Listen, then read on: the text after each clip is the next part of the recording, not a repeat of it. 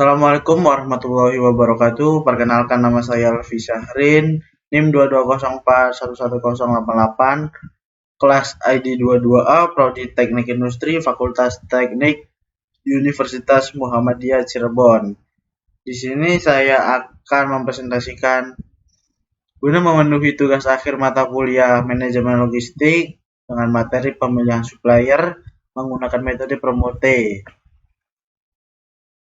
Metode Promote atau Preference Ranking Organization Method for Enrichment Evaluation adalah salah satu metode multi kriteria yang digunakan untuk memilih alternatif terbaik dari beberapa pilihan berdasarkan kriteria yang ditetapkan. Dalam konteks pemilihan supplier, Promote membantu dalam mengevaluasi dan membandingkan supplier berdasarkan kriteria-kriteria yang relevan untuk memenuhi kebutuhan organisasi atau proyek. Langkah-langkah metode Promote sendiri. Yang pertama, identifikasi kriteria. Langkah pertama melibatkan identifikasi kriteria yang relevan untuk keputusan yang akan diambil. Kriteria-kriteria ini dapat berkaitan dengan biaya, kualitas, waktu, atau faktor lain yang relevan. Yang kedua, penilaian kriteria.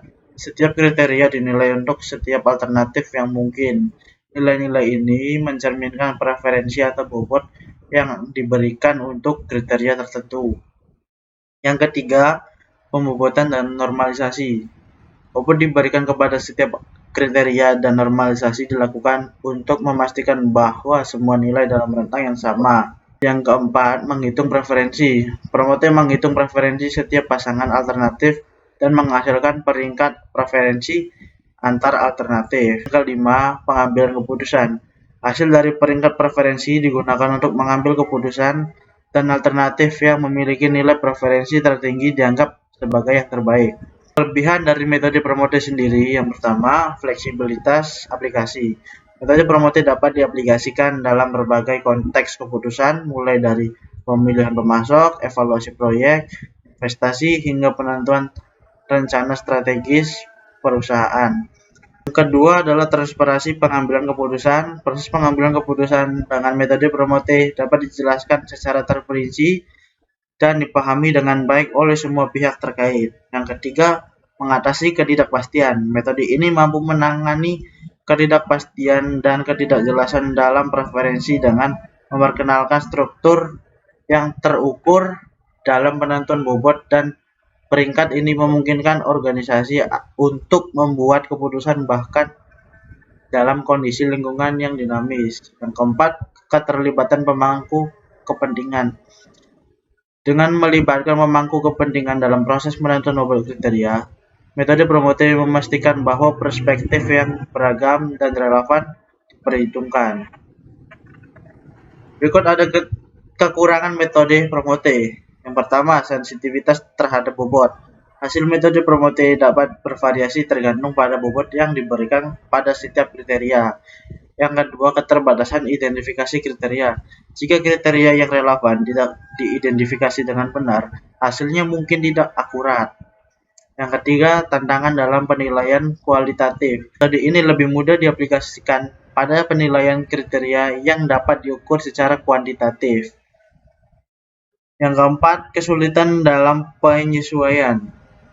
Jika terdapat perubahan dalam preferensi atau penambahan kriteria, penyesuaian metode Promote mungkin memerlukan perhitungan ulang yang kompleks. Selanjutnya, pengumpulan dan pengolahan data. Pertama, mengidentifikasi kriteria. Dalam pengambilan keputusan tentunya harus memiliki kriteria-kriteria yang nantinya digunakan sebagai bahan pertimbangan dan harus keterkaitan dengan kasus yang diangkat. Berikut kriteria-kriteria yang digunakan dalam pemilihan supplier terbaik menggunakan metode Promote. Studi kasus toko beras Cibulilik, Desa Bagong Kidul, Kecamatan Jamblang, Kabupaten Cirebon.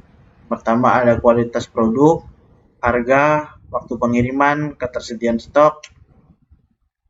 Yang kedua, ada alternatif. Adapun alternatif yang dipilih sebagai supplier toko beras adalah sebagai berikut. Ada pabrik 1, pabrik 2, dan pabrik 3. Berikut adalah data supplier yang akan dipilih, meliputi kualitas produk dengan bobot 5 pada pabrik 1, harga dengan bobot 2 pada pabrik 1, waktu pengiriman dengan bobot 3 pada pabrik 1, dan ketersediaan stok dengan bobot 3 pada pabrik 1, dan seterusnya. Berikut adalah langkah-langkah pengerjaan pengambilan keputusan dengan metode Promote. Yang pertama, data kriteria.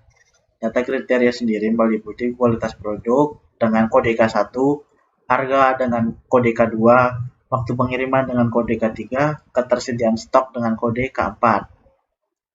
Selanjutnya, keterangan bobot poin. 1 poin keterangannya tidak disukai, 2 poin tidak suka, 3 poin biasa saja, 4 poin suka, 5 poin sangat suka. Selanjutnya, untuk menentukan nilai preferensi. Untuk menentukan nilai preferensi sendiri menggunakan rumus HD sama dengan 0 jika D sama dengan 0, 1 jika D tidak sama dengan 1.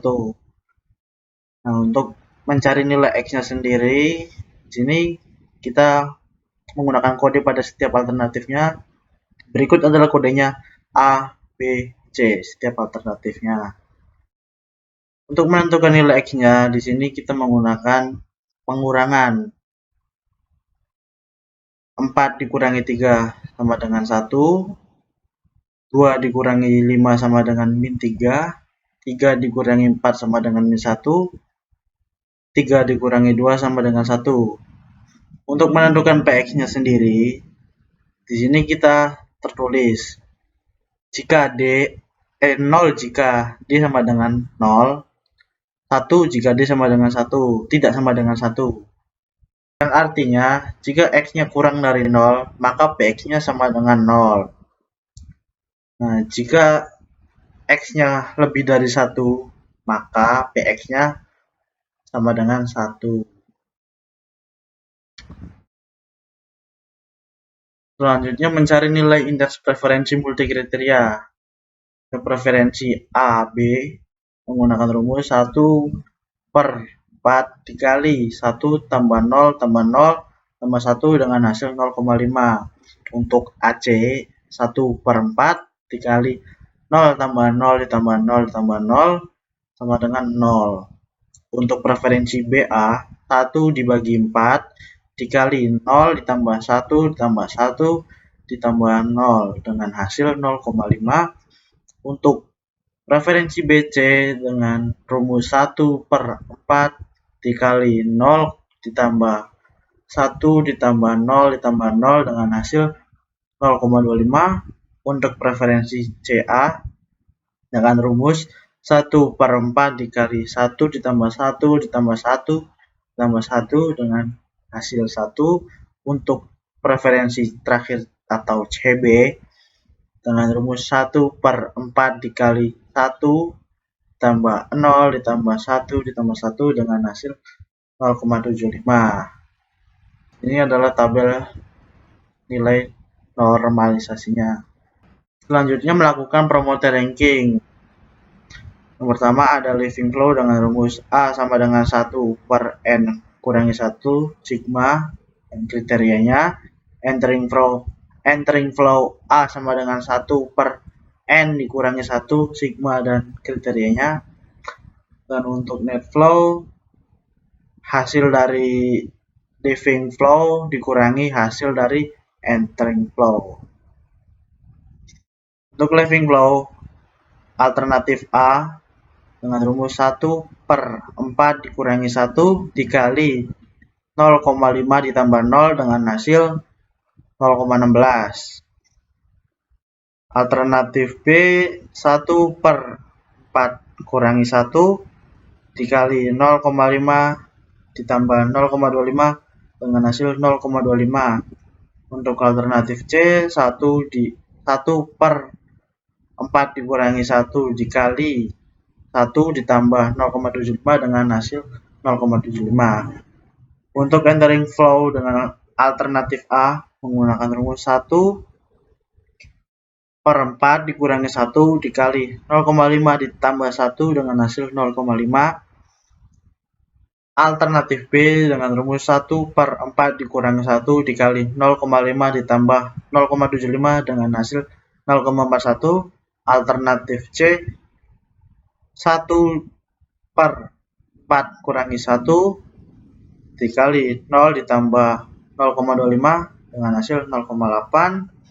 Untuk net flow alternatif A dengan rumus 0,16 dikurangi 0,5 hasilnya 0,34. Alternatif B 0,25 dikurangi 0,41 dengan hasil minus 0,16. Alternatif C 0,75 dikurangi 0,08 dengan hasil 0,6. Selanjutnya, perankingan supplier.